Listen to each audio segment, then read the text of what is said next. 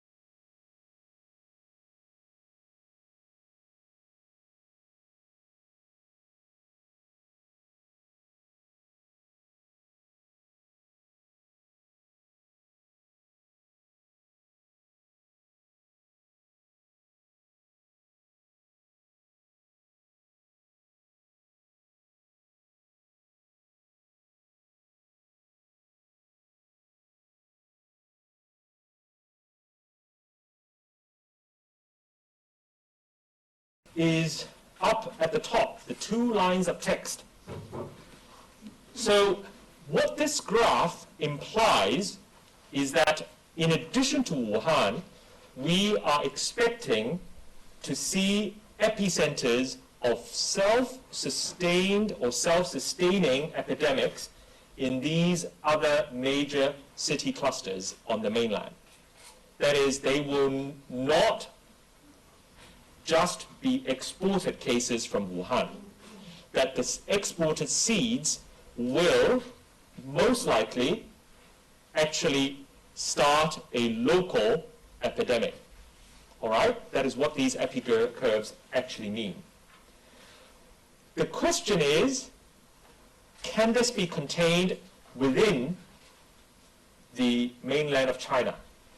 And given that the four Beijing, Shanghai, Guangzhou, and Shenzhen city clusters, they account for 53% of all international travel in the country, and 70% of all international air travel outside of Asia originating from mainland China, it is highly likely that if and when they develop their own self-sustaining epidemic, they in turn will go on and seed other major ports as a destination if they were the origin.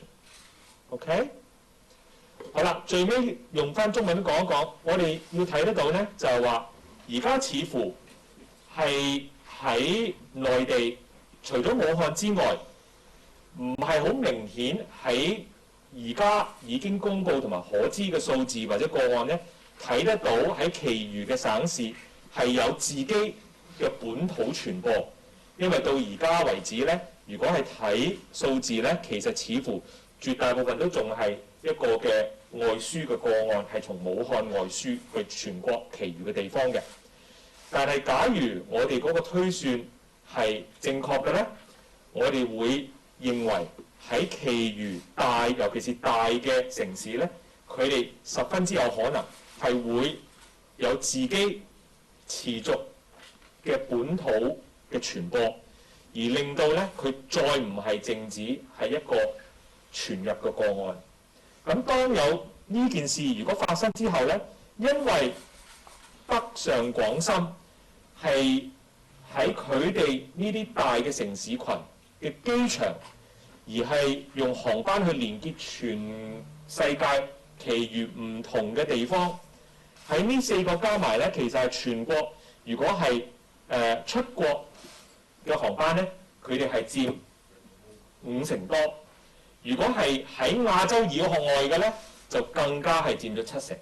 所以假如佢哋係有自己喺自己嗰個城市裏邊係會有佢哋自己本土傳播嘅疫情咧，佢哋亦都好可能咧係會咁樣係會輸出更多個嘅確診病例咧，係去到世界唔同嘅地方嘅。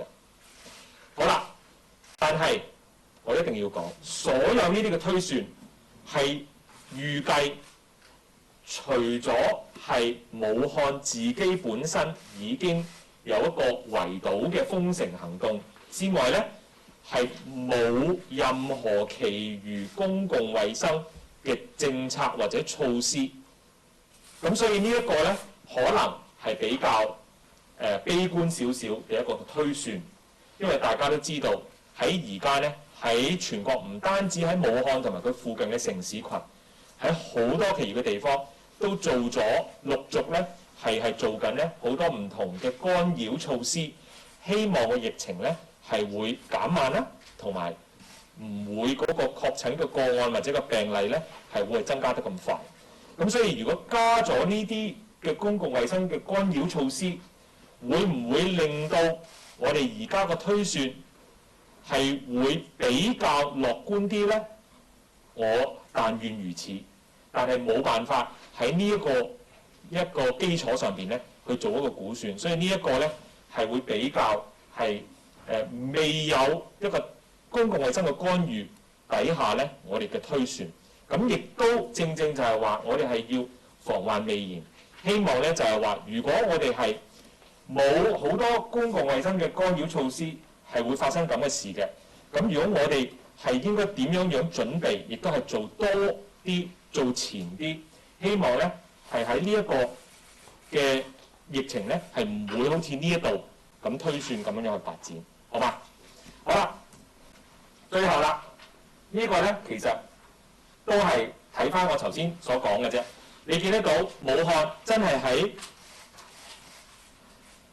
北上廣深同埋重慶啱啱好係中間，所以大家會更加容易咧係會睇得到點解嗰個嘅傳播係靠嗰個交通樞紐嗰嘅網絡去做嘅。好啦，呢一個係最後嘅一個幻燈啦。最後一個幻燈就係話，我哋應該可以做乜咧？第一，我哋要預備啊！呢個唔係一個預言，係一個預備。我哋要預備呢一個嘅新型冠狀病毒嘅疫症咧，係有可能，亦都個可能性係唔低，係會變成一個環球嘅一個嘅疫情嘅。呢個第一。第二，而家我哋已經好清楚見得到喺流行病學上咧，揾唔到第二個解釋係人傳人係一定係存在，而亦都喺內地大嘅城市咧，應該都已經係有人傳人呢個嘅情況啦。咁所以我哋就係話，假如喺尤其是大嘅城市群有人傳人，而係有佢自己嘅疫情，會唔會係會因為佢哋嗰個交通網絡同全球嘅交通網絡用嗰個嘅途徑咧，係令到全世界有其餘嘅地方都可以不但止係會有輸出咗病例俾佢哋，而輸出嘅病例係會達到一個數目，係令到佢哋當地都會有可能有自己本土嘅一個嘅傳播，好嘛？英文講一次啊。The conclusion that we draw from this set of analysis, and that is why it is important that we break this news to you literally on the same day, several hours after we have submitted to the WHO and to our government. The 2019 novel coronavirus epidemic that started in Wuhan, maybe it is not a prediction, but it is in preparation as a precautionary principle. As a precautionary principle, we have to be prepared that this particular epidemic may be about to become a global epidemic. This is not a certainty by any stretch of the imagination, but there is a not weak, or there is not insubstantial probability that this might happen. And therefore, we must prepare better for it. Secondly, it is quite clear that there is already self-sustaining human-to-human spread in quite a number of major Chinese cities. Whether these self-sustaining chains of transmission will be sufficient to spark their own local epidemics, i.e. generate their own local cases over and above what they may be receiving from Wuhan as exported cases. And if that happens, then because we have got at least 4 major city clusters around the country, north, south, east, and west, that have extensive links with the rest of the world's ports, then the chances of seeding sufficient numbers in overseas ports and cities such that they would generate their own local epidemics is not trivial. Again, let me emphasize, it is not a prediction. It is not certain, but these findings makes us concerned enough to alert the authorities and to alert the public so that there is not a sense of uncertain panic, but that we are all kept informed by the evidence, by the science as it develops. But as a precautionary public health principle, it remains incumbent upon us to prepare for that possibility, because that possibility is not trivial. Third, if we want and if we wish and desire to change the course of those epidemic curves that I presented, then we are looking at substantial, draconian measures limiting population mobility that should be taken sooner rather than later. It includes cancellation of mass gatherings, school closures, instituting work-from-home arrangements within population, but also between population clusters, how do we reduce population mobility? And substantial draconian measures may need to be taken. Should containment fail, that is, if the containment strategy turns out not to work and local transmission is established, mitigation measures during previous major outbreaks like SARS, MERS, or pandemic influenza could come off the shelf again and serve as a useful reference template for public health authorities. And those regions or cities or ports with the closest travel links with the major Chinese ports as I've outlined, they probably would be well advised to look at their preparedness plans and should ready them logistically for deployment at short notice. 用中文講一講，如果我哋係要更加好去準備我頭先所講，除咗係武漢同埋附近嘅城市係一個封城嘅一個策略之外呢，係冇加入任何而家已經做緊同埋將來都會做嘅公共衛生干擾嘅一個方案。所以我哋所講嘅未必一定會發生，但係因為佢會發生嘅可能性係唔低。如果我哋係唔想佢發生，仲係希望去繼續用圍堵嘅政策，希望可以將佢斬斷佢嗰個呢一個嘅傳染鏈呢。如果你要斬斷個傳染鏈呢，你係要做一啲非常之大型，甚至無係比較專制嘅一啲公共衛生干擾措施，去令到唔同嘅城市或者唔同嘅人組係唔會或者盡量減低佢哋嗰個交流，令到個傳播機會係減到最低。第二，就算喺同一個城市或者同一個群組裏邊咧，都要有其餘嘅干擾措施，譬如停課、將大型嘅活動取消，包括如果係返工返學，係唔係有好多係可以係用網上嘅方法，或者係屋企去上班嘅方法呢？好啦，但係我哋一定，正如我2天前都講過，圍堵未必一定會有效。而就算我哋睇返過去幾次嘅大嘅環球嘅疫症呢，圍堵終有一日係唔會係長期可以成功嘅。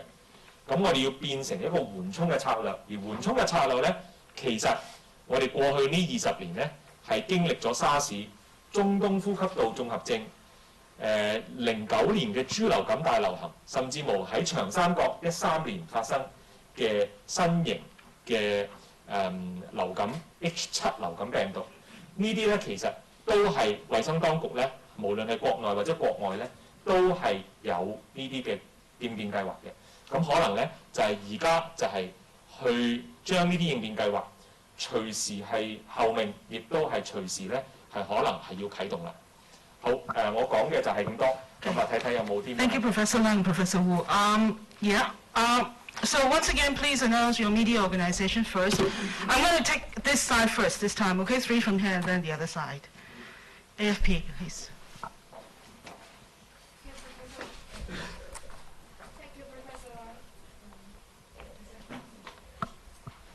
Thank you, Professor Lang. I have 3 questions.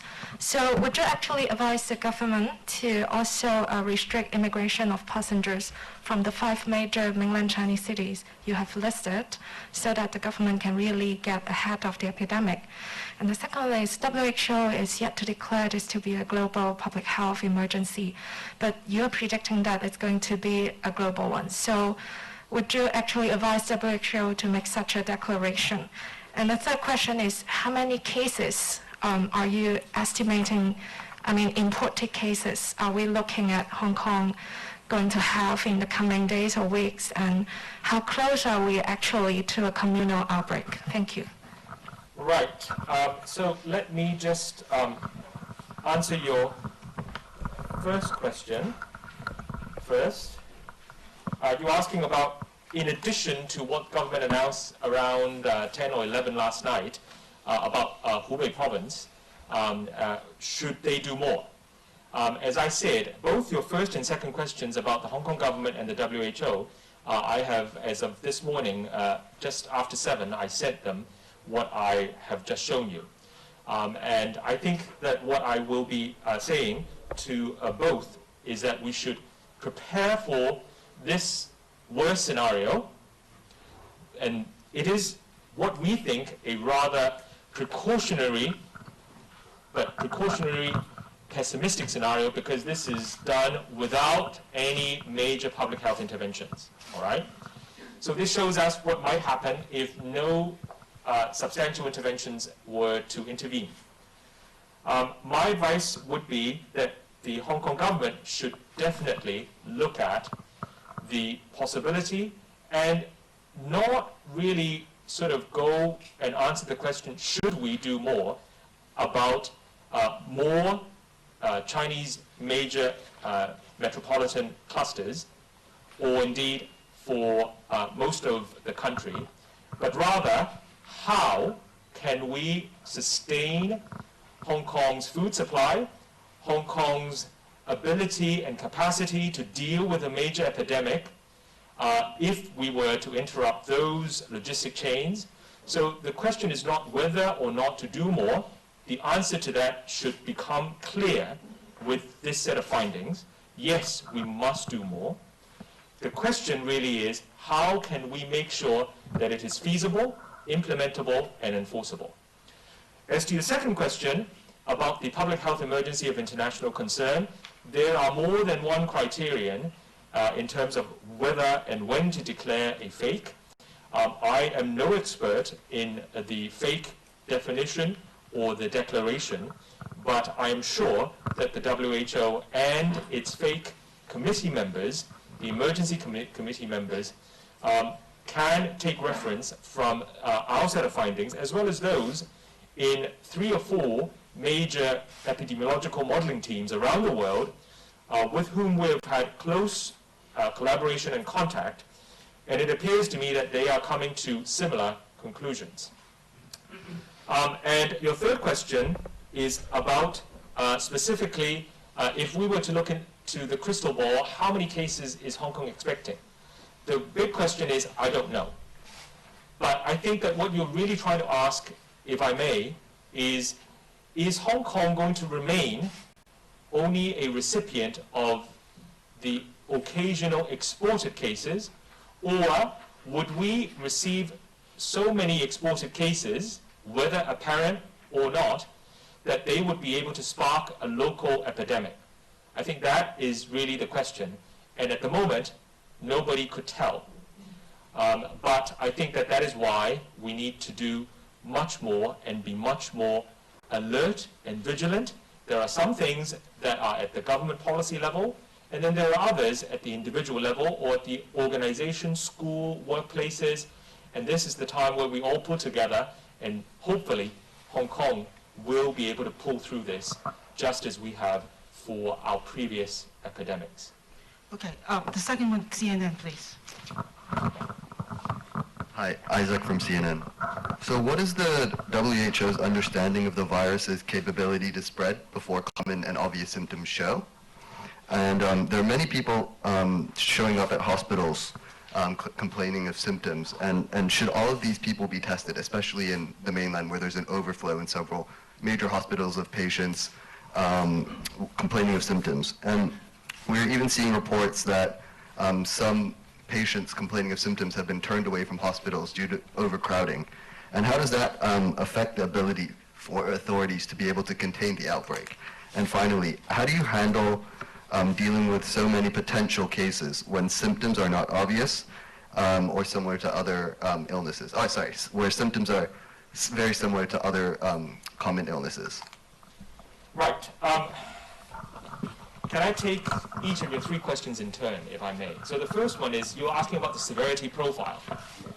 So this is really the major question that we don't have an answer to be very, very honest. Anybody who tells you that they have an answer is guessing.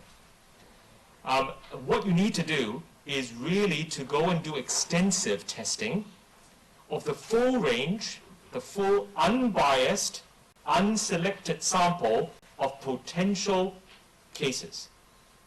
Why do I say that? Whatever you do, we have a prior bias, so we tend to test those who show the most symptoms or who are the sickest, because they actually show up in our hospitals and they are so obviously sick that we test them first. All right? So in any kind of emerging epidemic, there is an inherent bias towards seeing and detecting and confirming the sicker patients. What we don't know, because there has not been any systematic study that I'm aware of that actually goes out to, in an unbiased and unselected fashion, go and sweep down the entire clinical severity spectrum.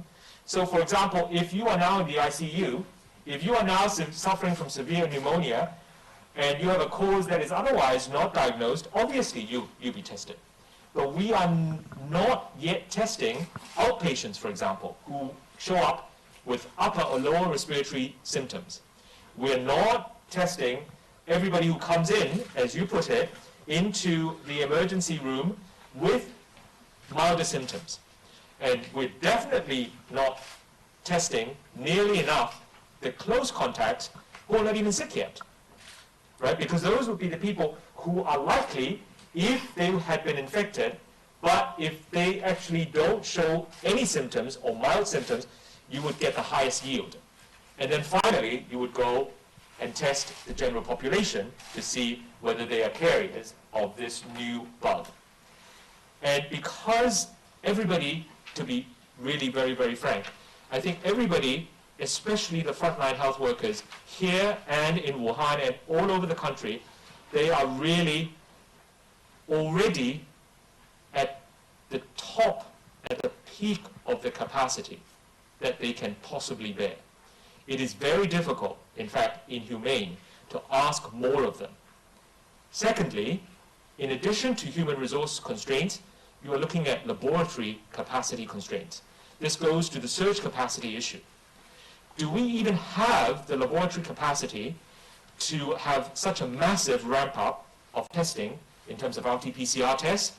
Do we even have enough lab reagents to run these? And of course, the last thing you need is to have suboptimal quality control where you have an unacceptable proportion of false tests, false positives or false negatives. And therefore, we need to ramp up that validation process. We need to ramp up the volume of tests that one can do. And we need to make sure that there are people to do those tests. And it's not just actually as simple as running a test in a lab. How do you take the sample?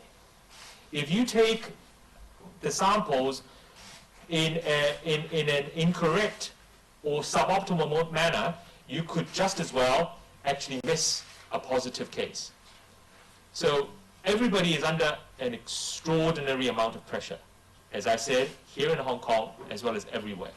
And that is why we haven't seen those critical studies yet to give us an unbiased view. Whatever we are now seeing or hearing, they are best guesses from our most experienced clinicians and laboratory scientists and public health practitioners who have lived through similar epidemics. But that is no guarantee that we are correct, because even for coronaviruses, SARS and MERS have very different clinical spectrum, very different.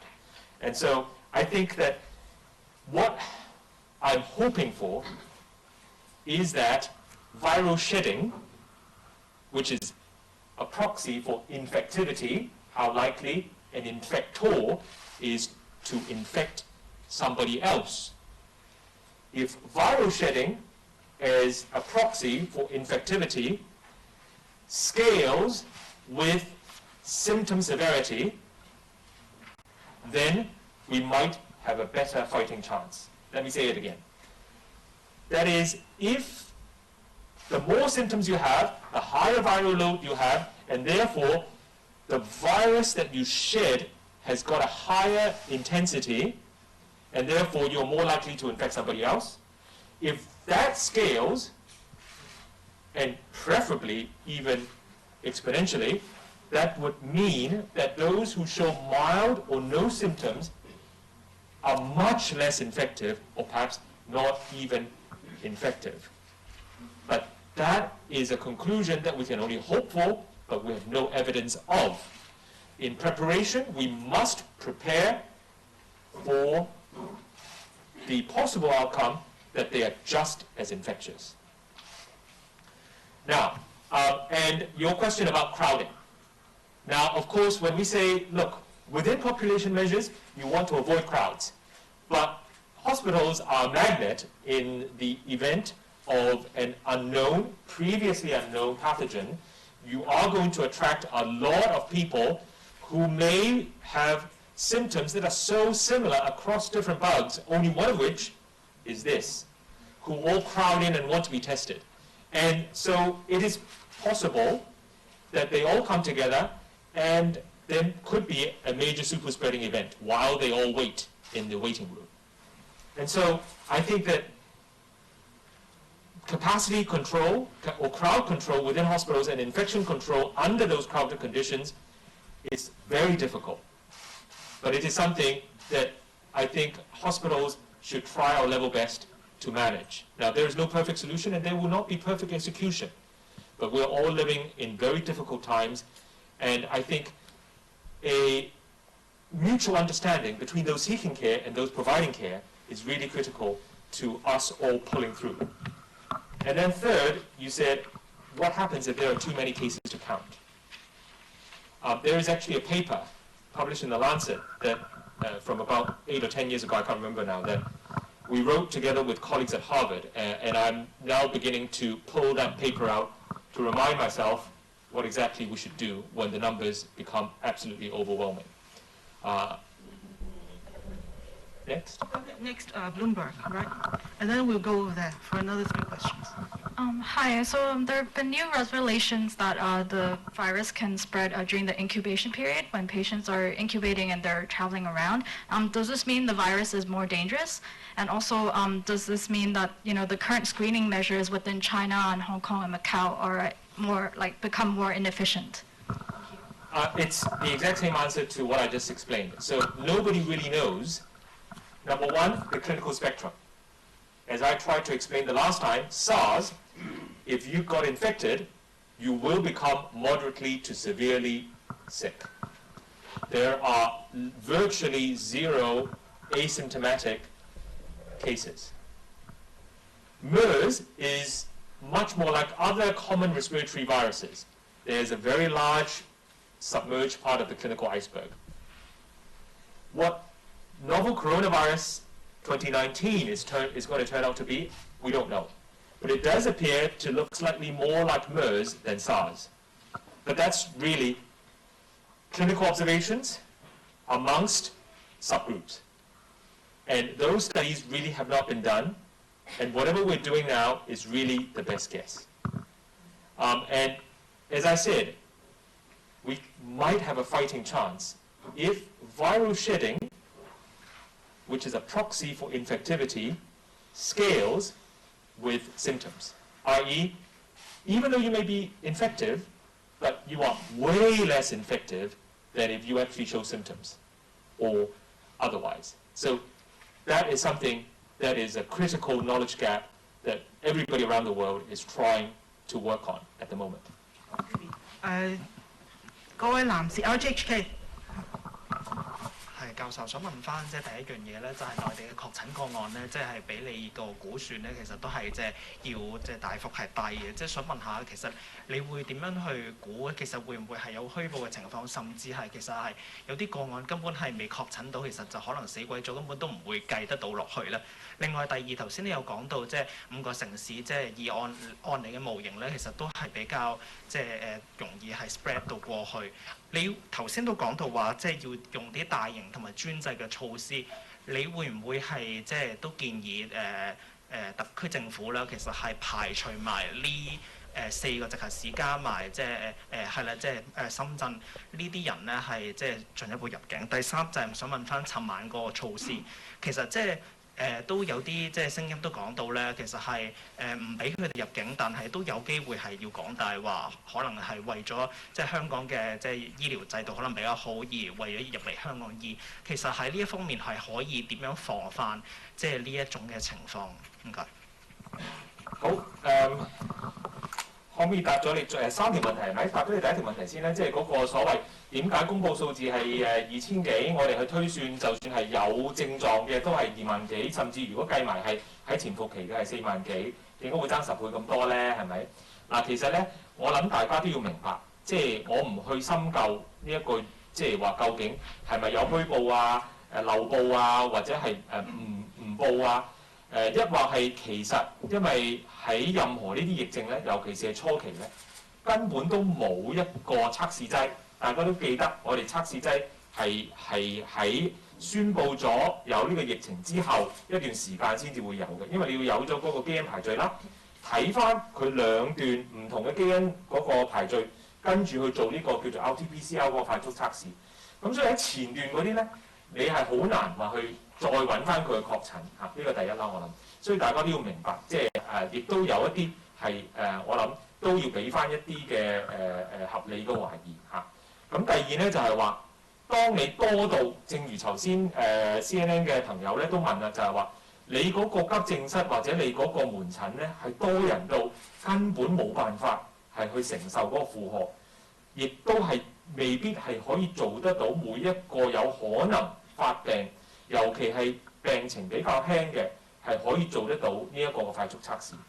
第三，我諗全世界任何一個地方咧，而家都仲係去做緊佢哋嗰個臨床測試喺實驗室裏邊嗰個嘅認證啦，同埋佢嗰個嘅流程嘅，因為呢個係全新嘅一個嗰個程序啦，所以你每一個實驗室佢都要係好精確咁樣去做好佢自己嗰個質量管制，因為最唔想見到嘅咧就係話，就算你有能力去做一個測試，但係原來你嗰個實驗室咧嗰個質量嘅監控咧係唔到位嘅，所以變咗咧，如果我話你冇病其實你有嘅，咁你仲驚嚇，或者你係有病，但我又話你冇病，所以兩樣嘅所謂假陽性或者假陰性咧，亦都要防止。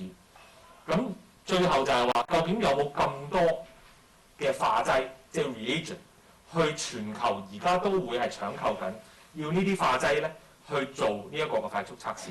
所以我諗好多呢啲都係裏邊嘅原因，但係你話邊個多啲邊個少啲咧，我真係無從去深究。亦都喺呢個嘅情況咧，我相信亦都唔係即係關鍵。而家第一樣嘢去睇。你第二個問題就係話我諗都係問翻嗰個尋晚呢個湖北嗰個封關嗰個事件係咪？即係你覺得如果作為特區政府嘅一個顧問，而家啱今朝7點鐘有咗呢一個嘅報告，睇晒數據，會唔會有進一步嘅建議俾政府？我話俾你聽，係一定係要再做一步或者2步或者3步。尋晚嘅係第一步，我一定會係喺我哋嗰個基礎上面咧，係會建議一定係要防患未然，睇得到而家有實質嘅數學模型嘅推算，喺呢一方面嘅風險咧，我覺得嗰個正如我頭先用英文答EFP 嘅朋友咧，嗰個問題唔應該係應唔應該做多啲，個問題應該話已經當你一定要做多啲，個問題其實係點樣會做到近乎滴水不漏，而呢個亦都係引到你第3個問題，就係話好多時咧，除咗話係點對點，我哋係可以去堵截啦，呢個會比較容易嘅。但係我哋好難咧，就係話，假如佢係用一啲轉機啊、轉車啊、轉運嗰個情況咧，係除非佢自己係好開誠佈公同埋好誠實，如果唔係咧，好難去避免有個別嘅人士咧，可能佢為咗怕麻煩或者好驚唔知道點做咧，佢係會去誤報嘅。咁呢一個我自己真係諗唔到有一個十全十美嘅辦法，但係我亦都係好似上個禮拜開始已經呼籲啦。Be honest with your doctor， 因為呢個誠實唔係淨係幫你自己，亦都幫咗整個社會，甚至乎整個世界。我希望呢一個嘅道德力量係可以等我哋同舟共濟，一齊去渡過呢一個嘅疫症嘅難關。所以你頭先所問嘅問題咧，唔係話需唔需要做多啲喺封關嗰方面，係應該話點做，係要切實可行咁樣去做。第二條，我覺得呢個或者我理解咧因為我今朝呈交咗報告俾政府咧，佢哋都已經係積極開會去傾緊。我就冇份去參加呢個會議住，因為我要同你哋去講交代嗰個疫情，同埋我都係今朝先至翻嚟，我係開緊第2個會喺嗰度，咁所以我未有時間去進一步理解。不過我會係亦都同你講咗啦，我今日同你講嘅嘢幾個鐘頭之前我俾咗特區政府，我亦都係建議我哋一定係要行前多1步、2步、3步。蘋果日報先。係蘋果嘅有3個問題想問。第一個咧就係、見到你forecasting 前一版嗰個 nowcasting 嗰度咧，其實都有羅列到嗰個香港截至1月25號嗰個宗數係幾多？咁我見到你哋有寫到個 limitation 嘅，但係可唔可以俾翻個數字俾我哋？咁同埋咧就係、第二個。即係喺嗰個 forecasting 嗰度咧，會唔會都有除咗北京、上海、深圳、廣州之後，有香港嗰條 curve 咧？即係可唔可以睇到香港雖然冇確實宗數forecasting 嗰度，即係雖然冇。係啦，即係可唔可以睇到香港個 curve 係咪都係4至6月，跟住7月就慢慢消退？呢個第一個問題。第二個問題咧就係真係跟進翻行家想問嗰個問題嘅。咁啊，除咗即係而家有個封關嘅措施啦，咁但係而家有你哋呢個新嘅數據咧，其實係咪都調翻轉頭係一個科學上嘅證據，證明咗香港係做遲咗呢個封關嘅程序？咁你頭先話咧，都盡快建議咗港府做行前1步、2步、3步。咁其實係咪喺呢個數據亦都證明咗香港係落後咗其他地方1步、2步甚至3步咧？呢個第二個問題。第三個問題咧，想跟進翻就係阿教授都見到你 Facebook 都有提到，即係嗰個口罩嗰個問題啦。咁啊，你就話即係如果有一個嘅即係有第二個機會，你會即係謹慎啲去答嗰個問題。咁而家譬如再問多你一次，你會唔會都即係建議香港人即係不論係喺工作場所又好，或者係一離開咗住所又好，就已經戴口罩咧？同埋想問埋咧，即係點解大年初一嘅時候，即係行政長官林鄭月娥對於戴口罩嗰個態度咁堅持？究竟你哋嗰日喺個專家組個會議上面，其實有冇談論過應唔應該公開呼籲戴口罩？咁啊，同埋想問埋，即係你覺得你咁樣公開同即係好似同阿特首唱咗反調之後，擔唔擔心自己喺呢個專家組個會議嗰個地位會冇咁高啊？唔該。不如答咗你最後嘅問題先啦。專家組係正如我所講，只談科學。政治嘅問題留俾政治問責嘅官員去回答。第二呢，就係話你問我其實由上個禮拜一到就算係年初一嘅記者會呢，我都係呼籲人係要去戴口罩。我係明白口罩係緊張嗰個供應。如果有可能，我相信任何尤其係出外都應該係要戴一個口罩，保護你自己，保護其他人。第二就係話，尤其你係有病徵嘅，除咗戴口罩之外呢，唔該戴完個口罩就即刻去求診，因為尤其如果我哋越嚟越多一啲輸入嘅個案，我哋係要防止喺自己本土嗰個傳播呢。最緊要就係靠我哋每一個人係有一個高度嘅警覺，係快啲可以去做一個嘅診斷。咁當然，正如我所講啦，唔單止係內地嘅城市，就算係外國呢，好多時未必係會每一個人，就算係比較輕，尤其係輕啲嘅病徵嘅病人呢，係會同佢做到呢一個快速測試。呢個唔係無論係海外或者係內地或者香港唔想做，係真係有嗰個限制人手啦，識唔識做啦，有冇個實驗室或者化驗嗰個嘅設施，攞唔攞到呢啲嘅試劑，好多好多呢啲嘅因素。咁所以呢，呢個就係回答翻你嗰個問題啦。你講第一、第二嗰個問題咧，第一個就係話可唔可以將香港嘅數字俾翻你？我哋係可以俾翻你，但係咧，正如我所講咧，因為我哋睇嗰個數據咧，好多呢啲轉運嘅咧，其實係會遠低估咗香港嗰個數據嘅。即係俾我可以俾你，不過一定係要有個好清晰嘅一個注釋咧，就係話呢一個係絕對唔係香港我哋確實嘅推算，亦都冇辦法喺而家呢一個嘅數學模型咧推算到，因為佢實在太多喺大灣區，尤其是廣州、深圳嗰個轉運嘅一個嘅情況。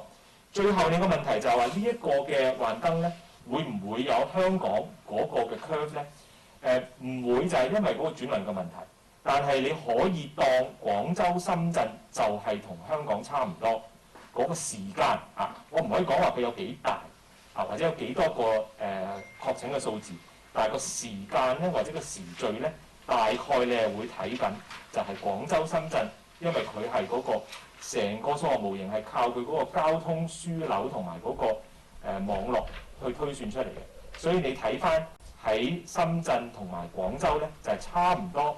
香港如果我哋係冇一啲大型嘅公共衛生設施或者措施嘅干擾之下，而係亦都有本土嘅爆發咧，我哋個時序嗰個嘅曲線咧就會係似廣州同深圳嗰個時序，好冇？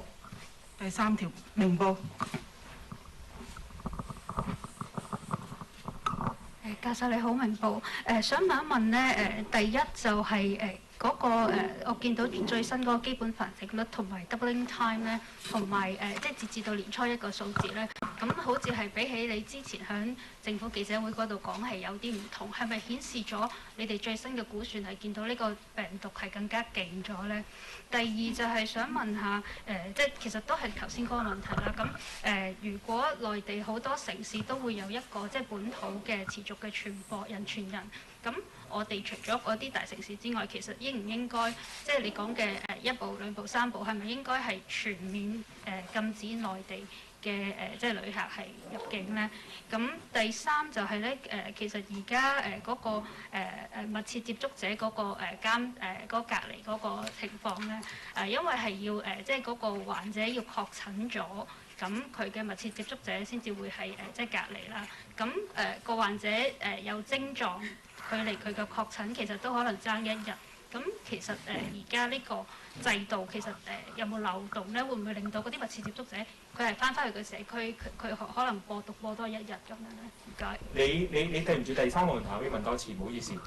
因為而家咧嗰個密切接觸者嗰個隔離咧，咁係要嗰個患者本身係確診咗，咁先至會去隔離啦。咁但係個患者有症狀，距離佢確診係有一段時間，可能1日啊咁上下。咁會唔會係有一個漏洞喺度，令到佢嘅密切接觸者喺佢未確診嘅呢段時間，可能離開咗香港，或者係喺個社區度繼續遊走咁樣咧？唔該。嗱，我諗其實最緊要嘅咧就係你答俾你第3個問題先啦。當然我哋最滴水不漏嘅做法就係話，無論你有冇確診或者係有冇被確診，但係你係有症狀疑似嘅，我哋同你採本之後去化驗，而化驗因為而家仲係所有嘅樣本都仲要送去南昌街，咁所以咧，如果你話要等嗰個結果翻嚟咧，都可能係要半日甚至乎1日嘅時間。咁當然你話最滴水不漏嘅就係話已經立刻去將你所有嘅緊密接觸者咧，去馬上去隔離啦。嗱，呢一個咧，第一就係話你就算係話即刻落嗰個隔離令咧，你都係要有最低限度幾個鐘頭嘅時間去揾翻晒呢啲人，係嘛？即係咁我諗，即係都會係有一個嘅空窗期嘅。但係你話第二其實最緊要嗰個問題就係話，當你越嚟越多呢啲疑似嘅個案，而你如果個個都係咁做嘅咧，會唔會係可以負荷得嚟咧？即係呢一個我諗，當然你話係咪可以做到實滴水不漏或者10全10美？呢個係一個考慮，但係第二個考慮就係真係切實可行，係咪操作上邊做得到？咁同埋嗰個接受程度，會唔會咧？就係話可能會有一個反效果。個反效果係咩咧？你可以想像，假如我係有病徵嘅，咁頭先至啱啱講話，如果你係有病徵嘅，請你戴住個口罩即刻去睇醫生，希望咧可以測試嚇。咁但係如果你話阿胡教授同我呢幾日日日咁對住去做呢一個模型，佢係我咁嘅接觸者啦。咁如果我可能係好輕微嘅，我一去咗驗嘅，你就將佢去隔離啦。咁會唔會令到我或者我啲屋企人或者我嘅緊密接觸者咧，會同我講：咦，得唔好啦，睇多2日先啊！應該唔係咧，就即係你明唔明啊？即係都要有一個接受程度。所以咧，即係呢一個就係點解永遠喺呢啲公共衛生嘅干擾政策咧，都係要一個嘅平衡同埋一個衡量，有效果同埋有個反效果，好嘛？好啦，嗰個第3個問題，第2個問題你就係亦都係問其實同一條問題啦，封關嘅問題係咪？我係覺得喺尋晚做係一個好嘅開始，不過係應該可以同埋實在應該係要做多啲啊。咁而做多啲其實唔係一個喺我心目中嘅一個問題啦。做係一定要做，反而個問題就係話操作上點樣令到佢更加係可以堵截得到可能係有輸入個案嘅可能性，而亦都係可以令到我哋香港無論係喺每一個環節，究竟譬如我哋糧食啊或者其餘嘅供應係有啲必需品啊，點樣係可以令到我哋維持，直到呢個疫症咧係會退卻。